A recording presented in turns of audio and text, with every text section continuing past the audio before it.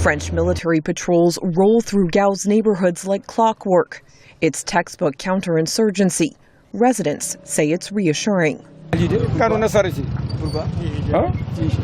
This part of Mali belongs to France now. They freed us. We want them to stay and help us more. We don't want them to leave now. But they are leaving. The French have done most of the heavy lifting in this war. Only time will tell whether those airstrikes and desert sweeps have rooted out most of the insurgents or simply sent them to ground to bide their time until the big guns leave.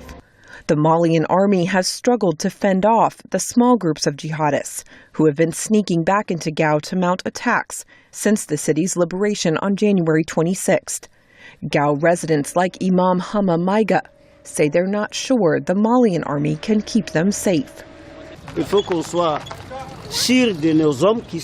need to be able to trust our men, the Malian army. We need to cooperate with them. And whatever training is that the French have, we want our army to have the same so they can take over the security of this country. In Gao, the Malian army is still working to win the trust of the local community, and vice versa.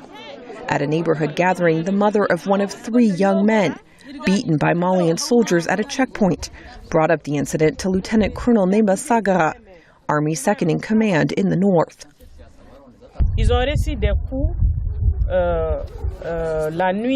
The 3 youth ran after the military had called on them to stop. When someone flees, the soldiers think it is an enemy. The soldiers at these posts had been fired upon the night before, and that is why they beat up the youth.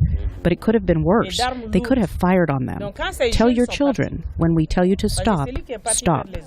France is gradually turning over security in parts of the Gao region to West African regional troops from Niger and Senegal.